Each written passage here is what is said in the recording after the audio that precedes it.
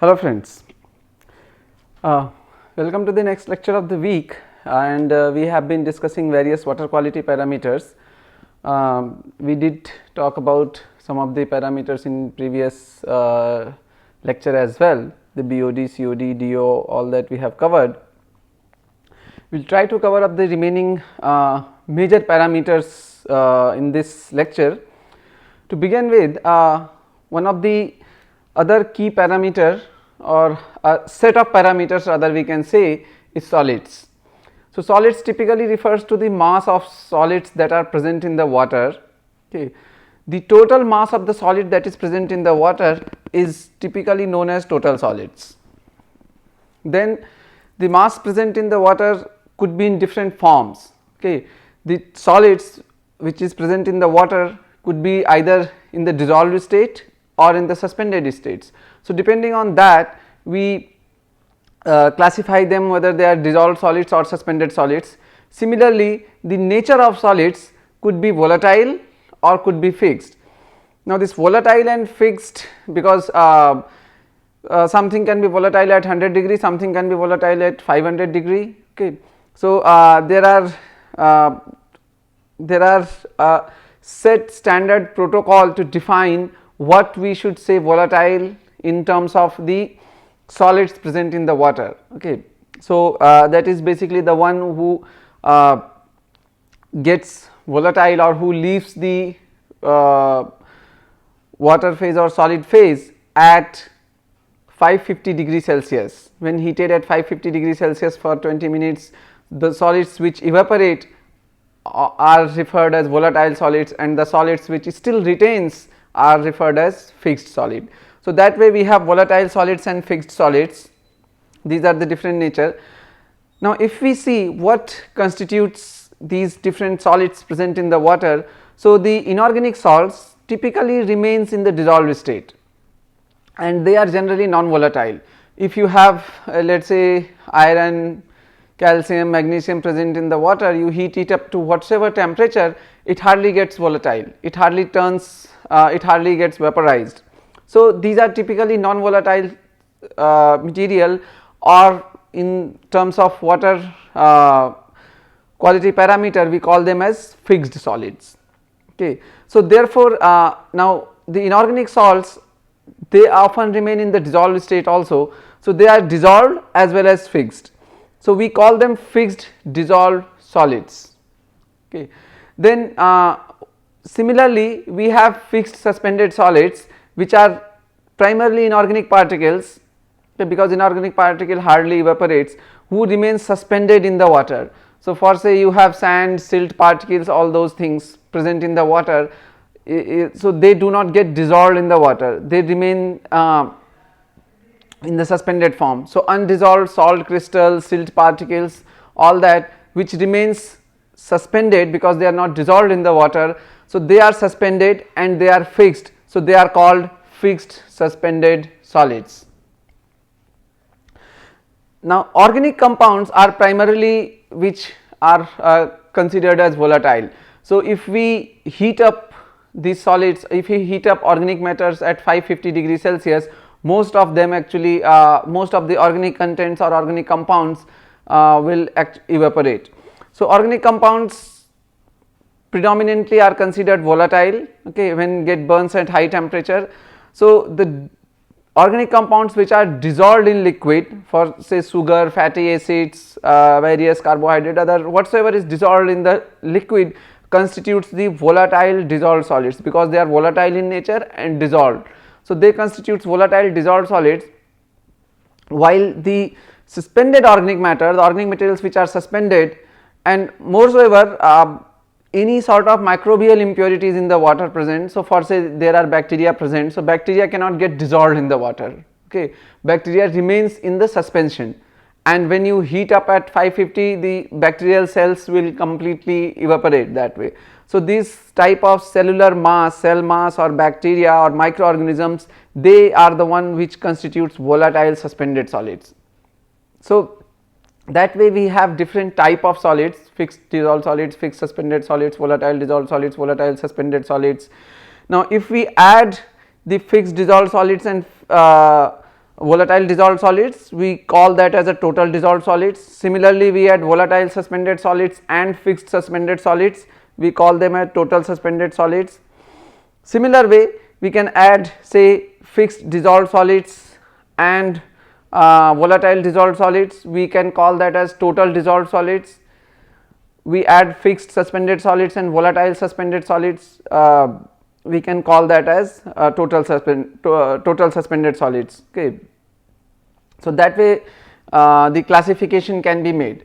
Now if we quickly see, so the total solids which are there can be suspended, can be basically total suspended solids and total dissolved solids split into two, right. Now this total suspended solids can further be split into two, we can have this it is suspended solids, so we can have fixed suspended solids and volatile suspended solids. Similarly, total dissolved solids also can be split into two, we can have volatile dissolved solids and fixed dissolved solids. Now this volatile dissolved solids and volatile suspended solids can give us the total volatile solids, and similarly fixed suspended solids and fixed dissolved solids can give us the total fixed solids. So we can have various forms, and if we further add these two, what we get is total solids. So we started from total solids, we can reach to the total solids by considering all these bifurcations. Okay. Now let us see how these solids are measured in the water. So there are couple of crude methods also, but the one which is most predominantly adopted is gravimetric analysis. Okay. So what we say, we have a water sample, this is our water sample, let us say. Okay. So if we take water sample and evaporate it in the oven at 102 or 103 degree, whatever is prescribed, it is basically 102 to 104 degree. So if we do it at say 102 to 104 degree for 24 hours, all the water will get evaporate, and what we get is, we call that as a total solids. Okay. So we can take in a, let us say, beaker, we can take 100 ml of water for say, okay, and put that into the oven for 24 hours at the temperature, and after 24 hours we will see that water has evaporated, only some residue, solid residues are left here. Now let us say the weight of this empty beaker was W0. Okay. Now the weight of beaker after pouring water in it and sort of drying it is W1. So the difference W1 minus W0 is actually the weight of solids which were there in 100 ml. So if we divide this by 100 ml, okay, we get the solids. If let us say these are in milligram, okay, so we get in milligram per ml, or instead let us say if we divide it by 0.1, so we get in milligram per liter, which is typical unit. Gram per liter or milligram per liter are the typical units for solids. Okay. So that way we can get the total solids. There is something called settlable solids, which is an approximation of suspended solids. Okay, because suspended solids can typically get settled. It is not the total suspended solids, but a major part of suspended solids. So that can be measured through Imhoff cone also. It is a basically cone like this, and we put water in the cone, allow it for some time, the solids will get settled, and we can measure, there is marking over there, so we can read how much volume is occupied by the solids. So that way we can see how many settlable solids are there.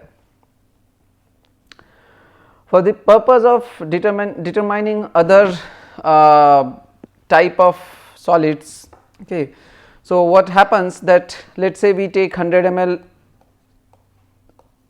sample of water. Okay. Now what we do, we filter this water. Generally we filter it with a glass fiber filter paper, GFC, and the thing is that GFC does not lose weight when we put it in the oven or put it in the furnace. Okay. So, we filter that water. Now, let us say this is the filter paper, and through this filter paper we have filtered the water. So, what happens, that suspended solids will get trapped on the filter paper, while the filtrate which will be collected will have dissolved solids. So, this will be containing dissolved solids part and this will be containing suspended solids part. Okay. Now, what we can do, we can do this exercise like after filtration. Before that, we can basically take a set of crucibles. Let us say we have these two crucibles. Okay. Crucibles are generally made of strengthy materials, which does not, because glass we cannot keep at 550 degrees Celsius. Okay. For the purpose, we need to put in a muffle furnace where glass cannot sustain that higher temperature. So, we take silica crucible or porcelain crucibles which can sustain that higher temperatures. Okay. So, what happens, that we will take these crucibles and we will put maybe filter paper also in one of the crucibles, blank filter paper, and record the weight of this. So, let us say the weight of this is F0, which is with the filter paper, and the one which is not with the filter paper is C0. Okay. So, after that we will take this filter paper out, do this filtering exercise and place this filter paper back. So, this filter paper is taken here, after filtration it is placed back in the same crucible. So, now this filter paper contains solid in it also. Okay. So, after that, and in the next crucible, that was there, this next crucible, we will put filtrate. So, this filtrate we can put of the same amount or maybe a changed amount also. Okay. Let us say you started with 100 ml, and when you filtered you may not get the entire 100 ml because there might be some losses and all that. So, let us say you transferred 50 ml here. Now, what we do, both of these crucibles are kept and set for the kept in the oven at 104 degrees Celsius for 24 hours. Then the water on this filter paper as well as water in this crucible will get evaporate, and after that we will take it out, cool it down, and then weigh them again. Okay. So, once we have cooled it down, weigh them again. Let us say the new weight of this is say F1, okay, and the new weight of this is say C1. Then what we do after this, after weighing this, we again take both these crucible and kept in a muffle furnace at 550 degrees Celsius for 20 minutes. Okay, 20 to 30 minutes is recommended. Okay. So, we keep it for that higher temperature, and then what we see, that after again this furnace procedure, we get these filter papers and crucibles and we again weigh them. Okay. So, the weight of this is, let us say F2 and weight of this is, let us say C2. Okay. Now, what happens, that the difference of F1 and F0, so F1 minus F0 is actually because of the solids which were suspended in here, the total solids which were suspended in here. So, if, and these solids were there in how much volume, 100 ml, which was actually filtered. So, let us say this is V1, 100 ml. So, if we divide it with the V1, we get the amount of total suspended solids. Similarly, if we take the crucible thing, so difference of C1 minus C0, because this has the filtered water. So, the suspended part of the water has come onto the filter paper, and this water which we pour in here has only dissolved solids. So, when water evaporates, what is left in the crucible is only dissolved solids part. So, the difference in the weight in C1 and C0 is the added dissolved solids in the C1.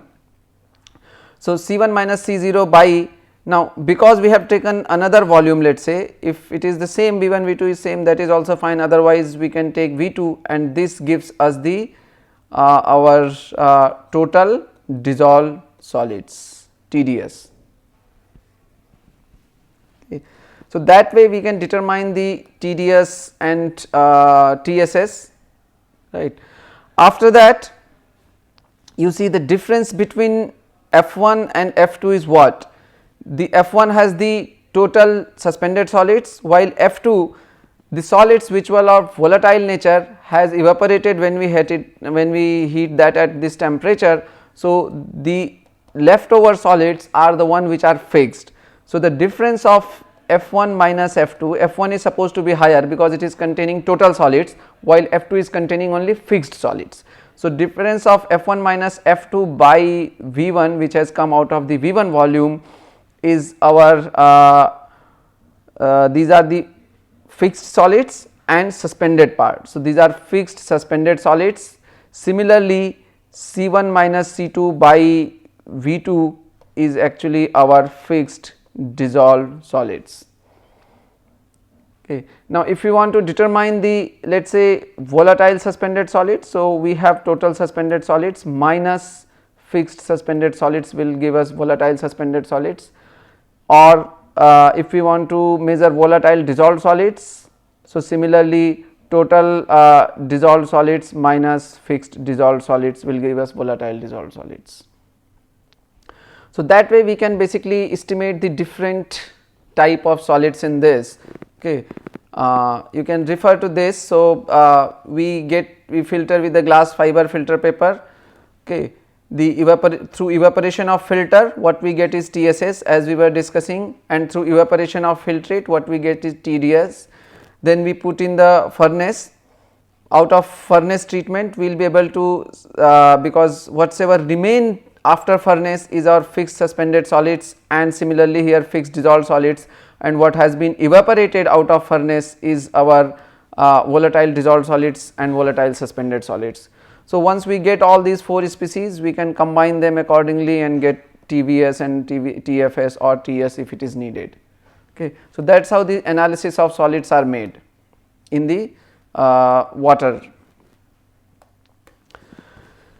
Another important parameter is the fecal coliform, or which is typically represented through most probable number. So most probable number is the commonly applied parameter. It is typically referred as, because it is a number, okay, so it is referred as say whatsoever number. If 5, it is 5, so we can refer it as, let us say 5 per 100 ml. So that would be this kind of units are used. So a number per unit volume is the unit for most probable number. How many possible colonies or possible indicator organisms are there in a unit volume of water is what it is measured. Okay. So MPN is the most commonly applied parameter. Okay. It basically measures fecal coliform. Fecal coliform acts as an indicator for fecal contamination of water. Okay. If the MPN is very low or fecal coliform count is very low, so then water probably contains no disease causing organisms and is considered safe, while microbially contaminated water will exhibit the presence of large number of fecal coliform indicated through high MPN values. Okay. So it is actually, fecal coliform here is an indicator organism and may not necessarily be pathogenic by themselves. Most of the fecal coliform means fecal coliforms usually are not pathogenic by themselves, but they are used as an indicator organism. We are not able to measure pathogens precisely because they are typically present in a very small amount and it is impractical to monitor them directly, and that is why we use this indicator organism. Further, we can separately estimate the total coliform or fecal coliform if needed. Okay. Total coliform is basically a larger set, so a smaller set is E. coli and then a much larger set is fecal coliform, or we can basically measure the total coliform. It depends on how what type of growth medium we present in. Okay. It will depend on that. Measurement procedure is as it's basically available in the standard methods, okay, of American Water Works Association or American Public Health Association. So typically we inoculate with lural tryptose broth, okay, for the present of both fermentation tubes and bottle, and incubate them at 24 degree. So normally 5 sets are inoculated. We prepare 5 different dilutions. So we have sample, let us say one sample for which we want to monitor, right. So we will prepare 3 different dilutions in 5 numbers, okay. So how it is done, let us say we take 10 ml of that and pour in here, pour in a pour in a test tube. Then another we take 1 ml of that and pour in a test tube, and then third we take 0.1 ml and pour in a test tube, okay. Now this 10 ml is kept at 10 ml only. This 0.1 ml we add 9 ml of generally phosphate buffer is added, okay. We can add another nutrient solution and those kind of things as well though. And in this in the next one where we have added 0.1 ml, we add 9.9 ml of the phosphate buffers per se. So you see this is undiluted, or dilution factor is 1, this is 10 times diluted, so dilution factor becomes 10, and this is 100 times dilution, so dilution factor becomes 100. So we have 3 different dilutions, and similarly we prepare 5 sets each for each of them. And then what is done, in each test tube, let us say this is our test tube, so in each test tube we put a inverted smaller tube which is called Durham tubes. So we put these Durham tubes in each test tube. So these tubes are filled with this either sample or diluted sample in 10 ml range, and then we put this inverted Durham tubes, okay. Now what happens that we prepare 5 such tubes for each of these dilutions, okay, and then we tend to monitor them. We like after this we inoculate it for 24 hours, and then after 24 hours the inoculation is typically done at 35 degrees Celsius, 35 plus minus 5 degrees Celsius for 24 hours, and after that we monitor after 24 hours. So what happens when there is microorganisms or pathogens present in this thing, they will respirate and produce gas bubble. Now because there is an inverted tube present, so this gas bubble will trap in this inverted tube, okay. The one which escapes from here can escape, but whatsoever is there, when it produces, this gas will lift up and it is under inverted tube, so there will be a gas bubble trapped in inverted tubes. So this kind of test are considered positive, and similarly the tubes which have no gas bubble are considered negative. So we will count the number of positive and negatives for all these 3 sets.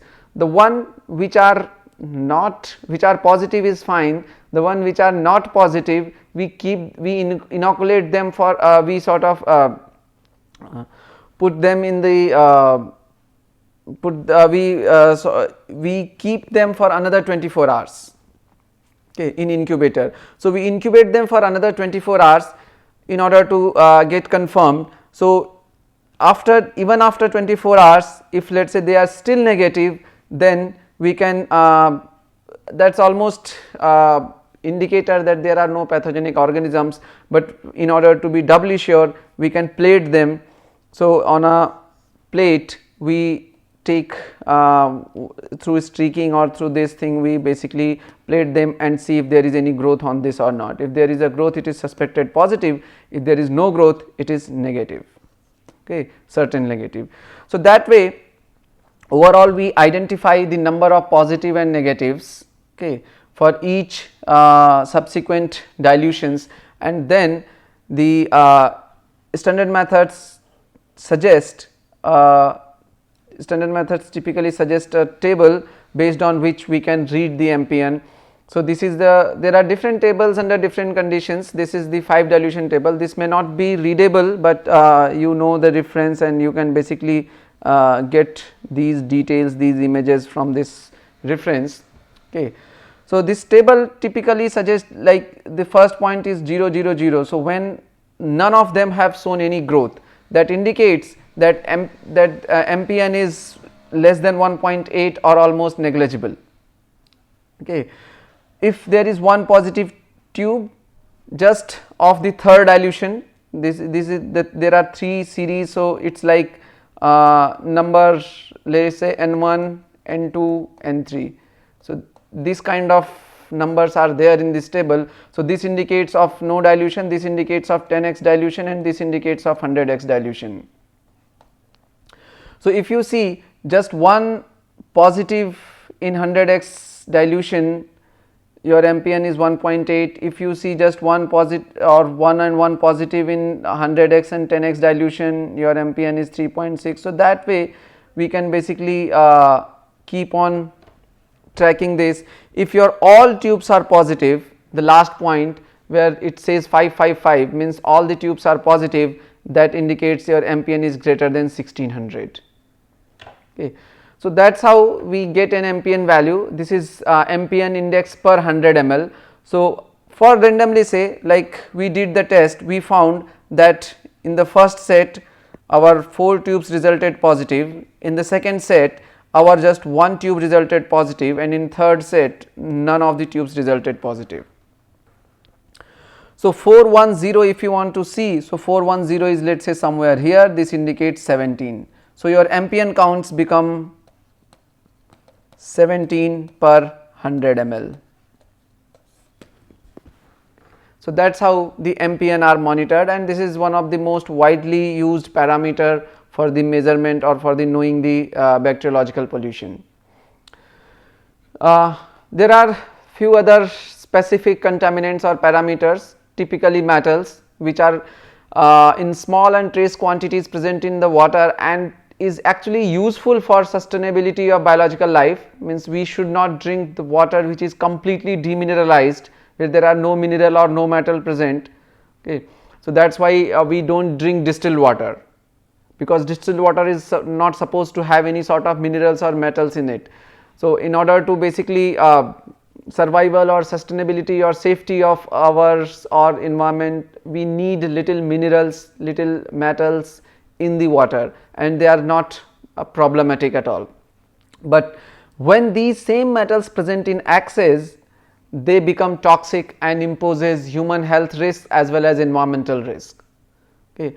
The both municipal and industrial wastewater contains lot of metals. Okay. Generally the concentration in municipal wastewater is lesser as opposed to the industrial wastewater. Industrial wastewater, depending on the type of industry, will actually can lead to excessively high concentrations of metals in their waste. Okay. Particularly some of the toxic wastes like chromium, cadmium, mercury, all these things often comes from the various industries in their effluent. Now these metals are typically measured through flame atomic adsorption, particularly for alkaline metals, electrothermal atomic adsorption. Okay. Atomic adsorption spectrophotometry, which is typically the equipment is referred as AAS, is the one which is one of the most popular equipment used, and nowadays there is inductively coupled plasma or ICP which has come, which can actually a step ahead and can monitor or measure the metals to trillion levels very precisely. So that way we can monitor these different metals. Some of these metals are also classified as priority pollutants. Okay. There is a list of priority pollutants in terms of metals. So these are the arsenic, barium, cadmium. There are different uses from where they come, and their concerns are listed. So we will not be going into the detail of all these points though. So these are, there are similarly chromium, lead, mercury, selenium, silver. So these are the priority pollutants or the metals which are classified as priority pollutants. The measurement of all these is done typically through AS or ICP. methods. There are some chemical titometric methods are also available, but AS and ICP equipments are more popular and more common for determination of these metals and can actually monitor to very low levels. The next set of pollutants is nutrients. Nutrient pollution in water is typically refers the excess of nitrogen and phosphorus. So, nitrogen and phosphorus are they generally referred as nutrients when they are present in the water. They are nutrients for plant, herbs and all that. So, that is why they are referred as nutrients. However, this excess nutrient leads to various severe environmental problem and is one of the most challenging problems which are spread worldwide, which leads to deterioration of so many water resources. Okay. This has impacted rivers, lakes, streams, coastal waters even at times, okay, for several decades, and this eventually results in serious environmental issues as well as human health issues and impact the economy also. Okay. The too much of nitrogen and phosphorus will cause algae to grow much faster in an ecosystem. Okay. And typically there is a capacity of ecosystem to handle these kind of biomass, but if it is going much faster, so the large growth of algae takes place and it covers the entire surface of the water body. Many places I am sure all of you might have seen here and there that many small ponds or lakes are turned green. Okay. Their entire top is green and covered mostly by algae. So, this kind of phenomena is called eutrophication, or we call them algal bloom. So, this harm the water quality, food resources, habitat, okay, and the major problem is it decreases oxygen present in the water and which completely deteriorates the aquatic ecosystem. Okay. Your fishes cannot survive, your aquatic plants cannot survive, the water below may turn completely anoxic. So, these kind of things and can inbreed various toxic or those kind of impurities or even microbial impurities. So, this can cause variety of issues. Okay. The toxicants levels can get elevated in this in such systems, and the people may fall sick if they come into the contact of this polluted water or consume this tainted fish or shellfish which has grown on such waters, okay, or drink this kind of waters. So, that is the issues, primary issues with the nutrients. Then measurement, we are talking about measurement of nitrogen and phosphorus. These are the primary nutrients. Okay. So, these are found in the organic form as well as inorganic form. Organic form is not immediately available for plants generally, whereas inorganic forms are immediately available to the plant. So, however, the form conversions also takes place. Organic can get converted to inorganic forms. Okay. Typically, all forms of nutrients are measured in surface water, even if they are unavailable for plant use in the short span of time because of the possibility of interconversion. So, the forms of phosphorus that are usually measured include your total phosphorus, total dissolved phosphorus, and inorganic component which is orthophosphate. So, orthophosphate is the one which is most crucial and readily available for the biota to uptake. Similarly, nitrogen is measured as total nitrogen, then total Zeldol nitrogen, which is popularly known as TKN, okay, which is a mixture of ammonical nitrogen plus organic nitrogen present in the system, and the inorganic forms such as nitrate, nitrite and ammonium. Okay. So, these are the different forms. There are laboratory standard procedure, titometric procedures, we are not going into the detail of that, as well as field chemistry kits are also available for the measurement of nutrients. There are some advanced equipments also are there in the market which can directly measure the different species of nitrogen and phosphorus, these nutrients. The pollutants that we have discussed so far are or the parameters that we have discussed so far are the more common parameters. Apart from that, if you recall, we discussed in the beginning itself of this week that This list is numerous and there are many more pollutants keep on adding to that, and a set of such pollutant is referred as emerging contaminants or emerging pollutants, which are various compounds such as pesticides, pharmaceuticals, personal care products, okay, various surfactants. So, the one which are not earlier present in the water, many of actually these compounds were not synthesized earlier. Many new pesticides coming in the market, the industries are synthesizing newer and newer pesticides, compounds, personal care products, cosmetics. So, when they are synthesizing, when they are getting synthesized now, they have started, people have started using them and they have started coming in the waters. So, these because they are not detected earlier, they are not concerned earlier, we call them as a emerging contaminants. These are generally unregulated group of chemicals.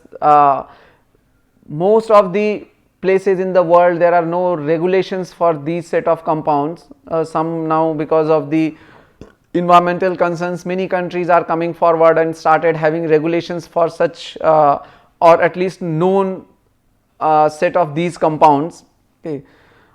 These compounds are typically persistent, anthropogenic and toxic in nature. Most of them are organic in fact, okay, and they have sort of since they have started coming, their new technological development, new technological methods are also being devised in order to measure, monitor and quantifying them. So, these compounds are quantified based on their nature, okay. Many of these needs advanced equipments including GCMS, LCMS or those kind of equipments for the precise detection, separation and quantification of these compounds. A list of these compounds, some compounds summarized in a paper is given here. So, these are the steroidal hormones, the different compounds over there, household and industrial chemicals including insecticides, antioxidants, fire retardant, pH, plasticizers, surfactant and other compounds, these are there. Then medicinal or pharmaceutical compounds including antibiotic, humans and veterinary antibiotic or other pharmaceuticals which are coming in the water these days. So, this kind of this set of such emerging contaminants or emerging pollutants have also started coming in water. Some countries have started having regulations also for these. Even our BIS, Bureau of Indian Standards, now have for pharmaceutical compounds some regulations over there. For pesticides, it has some regulations, however not compound specific, and as you see the list, there are various compounds in each group, and these each compound may have a different method for detection, may have different effect also at time, health effects and all that. So, things are under development, a lot of research is going on the measurement, quantification, standard development and control of these emerging contaminants in the water. Okay. So, that are there. Apart from that, as we discussed that the common list of these water quality parameters are used to recognize how is the quality of a water. Once it is recognized, we see whether it is highly polluted, less polluted or moderately polluted, what kind of water it is and how far it is from being fit for certain reuse purpose. Okay. So, we end this discussion here, and in the next lecture we will comprehensively try to see how the different means typical characteristic of some of the industrial wastes or the common domestic effluent or domestic wastewater what we get, and we will try to further we will try to take up some practice problems on the quantification, measurement or calculation of the water quality parameters that we discussed today. Thank you.